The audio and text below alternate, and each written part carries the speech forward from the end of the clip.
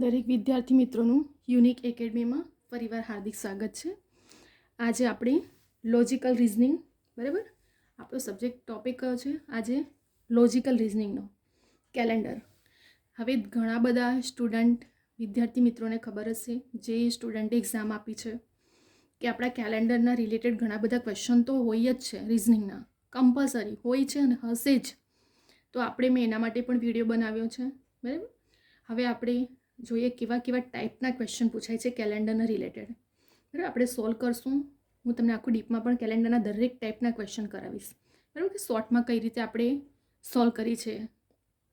તો હવે આપણે જોઈએ, સ્ટાર્ટ કરીએ કે લોજિકલ રિઝનિંગમાં કેવા ટાઈપના ક્વેશ્ચન આવી શકે છે. કેમ કે CCEમાં તમારું રિઝનિંગનો માર્ક્સ બહુ છે, 60%, બરાબર. તો આપણે પ્રેક્ટિસ પણ એ પ્રમાણે જ રાખવાની છે. હવે આપણે સ્ટાર્ટ કરીએ. નીચેનામાંથી કયું લીપ વર્ષ છે? શું કીધું અહીં આપણને? નીચેનામાંથી કયું લીપ વર્ષ છે? જો આવું શોર્ટમાં પૂછાય છે રિઝનિંગમાં, જે વર્ષના તમને આવા 4 ઓપ્શન આપી દેવામાં આવશે. તો જો મેં અહીંયા લખ્યું બી છે આખું, કે જે વર્ષના અંતિમ 2 અંકને 4 વડે નિશેષ ભાગી શકાય તેને લીપ વર્ષ કહે છે. હવે ઘણા સ્ટુડન્ટ કઈ રીતે શું કરે છે, આ બધી રકમને 4 વડે ભાગવા બેસશે એક્ઝામમાં, બરાબર. હવે આપણે એટલું નથી કરવા બેસશે, આપણી પાસે ત્યાં ટાઈમ જ નથી આટલું બધું કે આપણે આટલું બધું પ્રોસેસ કરવા બેસીએ. આપણે તો શોર્ટમાં જ પતાવવાનું છે ત્યાં. પણ આ શોર્ટ ટ્રીક તમને ક્યારે ખબર પડશે? જેમ તમે ત્યારે વિડીયો જોશો બધા મારા, અને તમે જ્યારે કમ્પ્લીટલી આ બધા ટ્રીકો શીખશો, ત્યારે તમે એક્ઝામમાં શોર્ટમાં આન્સર લાવી શકો છો, બરાબર. હું બોર્ડ પર તો લખું જ છું તમારું બધું આખું સ્ટેપ બાય સ્ટેપ, પણ એને શોર્ટમાં કઈ રીતે સમજી શકાય અને સોલ્વ કરી શકાય એ પણ હું સમજાવીશ તમને. બરાબર. અહીંયા લખ્યું છે નીચેમાંથી કયું લીપ વર્ષ છે? તો મેં લખ્યું છે કે જે વર્ષના અંતિમ 2 અંકને 4 વડે નિશેષ ભાગી શકાય તેને લીપ વર્ષ કહે છે. હવે આપણે જોઈએ 1934, 2014, 1948, 1912. આપણે બધી રકમને 4 વડે ભાગવા નથી બેસવાનું, આપણી પાસે ટાઈમ જ નથી એટલું બધું એક્ઝામમાં. આપણે શું કરવાનું છે? સિમ્પલ, ખાલી આ જે પાછલી 2 સંખ્યા છે ને, એને તમે 4 વડે ભાગી જવાનું. 34 4ના ઘડિયામાં નહીં આવે, 14 આવે 4ના ઘડિયામાં નહીં આવે, 48 આવે, હા આવે, 62 આવે 4ના ઘડિયામાં નહીં આવે, 4ના ઘડિયામાં 48 કઈ રીતે આવશે? બરાબર. તો આપણે ઘડિયા બોલી જુઓ, બરાબર. 4 6 કેટલા થાય? 24, 4 7 28, 4 8 32, 4 9 36, એવું પછી ત્યાં ગણવા બેસવાનું ઘડિયા. અમુક તો આવા પછી ઘડિયા બોલવા બેસશે, બરાબર. તો 4 વડે નિશેષ ભાગી શકાય. 4 એકુ 4, 4 દુ 8. કેટલા વડે ભાગી શકાશે? 4 એકુ 4 ને 12 ચોક 48, બરાબર. કેમ કે 4ને 4 વડે ભાગશો તો 4 કેટલા રહેશે? 4 એકુ 4 અને 4 દુ 8, તો 12 દુ 12 છે, 12 ચોક 48 આવી ગયો આપણો આન્સર, બરાબર. 34ને 4 વડે ના ભગાય, 14ને પણ ના ભગાય, 48ને ભગાશે, 62ને નહીં ભગાય 4 વડે. તો જે લાસ્ટ પાછલી 2 સંખ્યા ખાલી આપણે ધ્યાનમાં લેવાની, બરાબર. આપણે બધી રકમને ભાગવા નહીં બેસવાનું એક્ઝામના ટાઈમે. ખાલી પાછલી 2 સંખ્યાને જોવાની કે 4ના ઘડિયામાં ભગાય તો હા ભાગાકાર થઈ શકે. તો 1948 આપણો જવાબ આવી ગયો. આપણે આટલું બધું ભાગાકાર કરવા બેસ્યા ત્યાં નહીં બેસાય, ટાઈમ જ નથી આપણી પાસે. આપણે તો શોર્ટમાં જ કરવાનું છે ત્યાં સોલ્વ, બરાબર. ખાલી શું ધ્યાનમાં લેવાનું છે? લીપ વર્ષ કઈ રીતે? અંતિમ 2 સંખ્યાને 4 વડે નિશેષ ભાગી શકાય તો તેને લીપ વર્ષ કહેવામાં આવે છે. 48 આપણું આવે છે 4 વડે ભાગી શકાય, 14ને ના ભગાય, 34ને પણ નહીં, 62ને પણ. તો આપણો આન્સર કેટલો આવ્યો? 1948.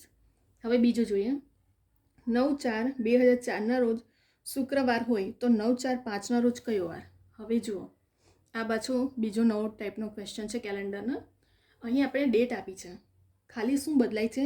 યર બદલાય છે. આ 2004 છે, શુક્રવાર છે. આપણે તો 9/4/2005 એના પછીના વર્ષનો 9 તારીખે કયો વાર આવશે, બરાબર, આપણે શોધવાનું છે. હવે આટલું ધ્યાન રાખજો. જો 9/4/2004 શુક્રવાર છે તો 9/4/5ના રોજ શનિવાર. હવે હું બતાવું છું આન્સર કઈ રીતે 5 આવશે, શનિવાર આવશે. 2004 કેવો છે? લીપ વર્ષ છે, બરાબર. તમે 9/4 એટલે આમાં શું સમાયેલું છે? આપણું ફેબ્રુઆરી મહિનો સમાયેલો છે, 2005માં આવે છે. જો અહીં આ 9/4/2004 છે, તો આપણો ફેબ્રુઆરી મહિનો આમાં નથી આવતો. આપણો ફેબ્રુઆરી મહિના આવે છે 9/4/5માં, બરાબર. તો શું થાય? જો બંનેમાં આવે તો +2 થાય. આમાં પણ ફેબ્રુઆરી સમાયેલું, આ તો 9/4 છે એટલે જાન્યુઆરી, ફેબ્રુઆરી, માર્ચ, એપ્રિલથી ચાલુ થાય છે. તો આમાં ફેબ્રુઆરી નથી આવતું, આમાં આવે છે ફેબ્રુઆરી, બરાબર. 9/4/5 છે તો 9/4/2004થી લઈને તમે 9/4/2005 સુધી કરશો ને તો ફેબ્રુઆરી આમાં સમાયેલું છે. તો વધારાના દિવસ કેટલા? પ્લસ ખાલી 1 ઉમેરવામાં આવે છે.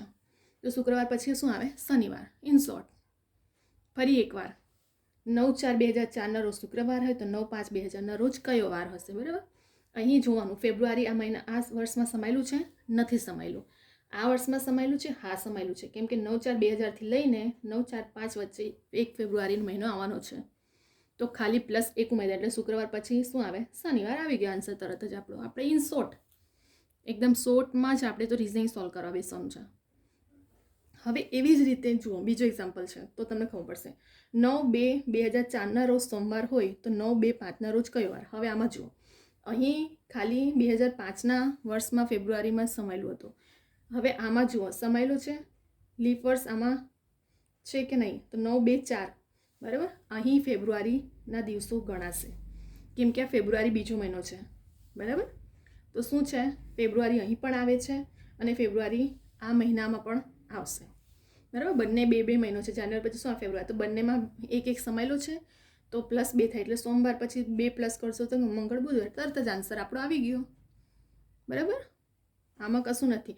ખાલી એટલું તમારે યાદ રાખવાનું છે કે ફેબ્રુઆરી મહિનો જો બંને વર્ષમાં સમાયેલો હોય તો +2 કરવાના અને જો ફેબ્રુઆરી એક જ વર્ષમાં આવતું હોય તો ખાલી +1 ઉમેરવામાં આવે છે. સોમવાર પછી +2 કરવામાં આવ્યું કેમ કે ફેબ્રુઆરી આમાં બી છે, ફેબ્રુઆરી આમાં બી છે. તો +2 કરો તો સોમ મંગળ બુધ. આવી ગયો આન્સર આપણો. બરાબર. શું આવ્યો આન્સર આપણો? બુધવાર આપણો આન્સર આવી ગયો. બરાબર. અહીં આપણો શનિવાર આન્સર આવી ગયો. બરાબર. ફરી એકવાર રિવિઝન કરાવી દઉં છું. બરાબર. આપણે એટલો બધો ટાઈમ નથી ત્યાં એક્ઝામમાં. આપણે શોર્ટમાં કરવાનું મેથડ શીખવાની છે અને હું તમને દરેક આવા રિઝનિંગના પણ શોર્ટમાં શીખવાડીશ. આપણે એક વખત રિવિઝન કરી લઈએ નીચેમાંથી. અને આવા ટાઈપના ક્વેશ્ચન તમે લાસ્ટ યરના પેપર જોશો ને ઢગલાબંધ ક્વેશ્ચન નીકળવાના છે કેલેન્ડરના. એટલા જ માટે મેં લોજિકલ રિઝનિંગ કેલેન્ડર પર સ્પેશિયલ વિડીયો બનાવી રહી છું. બરાબર. આપણે સોલ્વ કરીએ. નીચેમાંથી કયું લીપ વર્ષ છે? તો જે વર્ષના અંતિમ 2 અંકને 4 વડે નિશેષ ભાગી શકાય. હવે અંતિમ 2 અંક પાછલી 2 સંખ્યા જોવાની છે ખાલી આપણે. બરાબર. 4 વડે ભાગી શકાય. 34ને 4 વડે નહીં ભગાય. 14ને પણ ના ભગાય. 4 12 × 4 = 48 થાય. 62 નહીં ભગાય. તો જવાબ આવી ગયો 1948. આપણે આટલું બધું ગણવાની જરૂર જ ના પડી.